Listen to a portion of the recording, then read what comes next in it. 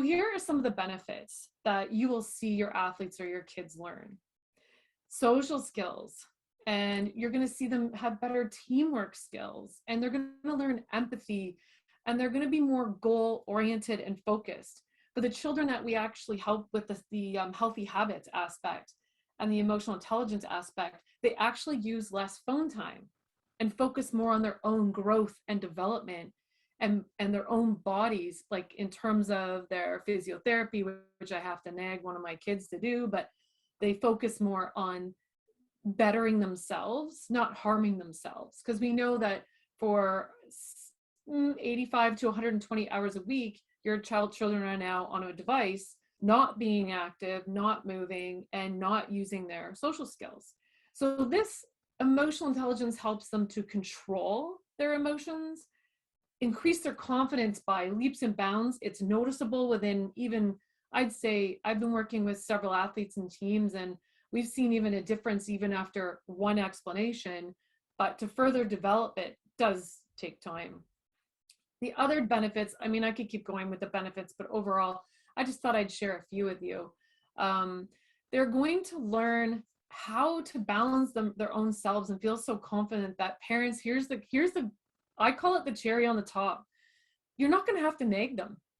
There will be less discipline, and there will be less moodiness, because everything in their lives becomes more accomplished and balanced and goal oriented with EI. They're going to be able to manage their phones.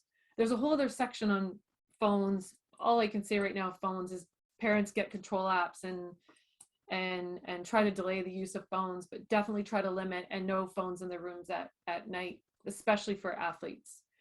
But what is emotional intelligence? I had to really study this. I have a degree in sociology, the background in psychology, counseling, and a master's in the science of learning. And I've really gravitated towards how children are learning now. And when I go to coach, or when I go to talk with some of my teams, it's very interesting that they don't focus as well. They don't have the attention span. But emotional intelligence, when you grasp and learn the basics and we balance out their screen and their sleep, their focus changes dramatically. It really does. And it stops revving their nervous system, and they start calming down, and they're just more, I want to say, they're vibing it, they're in there and they're focused. And that's the athlete I want to coach, is the openness of the athlete. So there's 5 components. So I'm going to go through basically a few of them. I can't go through all of them. It would take so much time, but I really wanted to share with parents and coaches the benefits of this work. And we're starting a certificate program with other companies, and these elite athletes are doing these programs for their scholarships. But once we learn that emotional intelligence changes our atmosphere and how we work, and it becomes less toxic, the kids start completely accelerating in their own sport.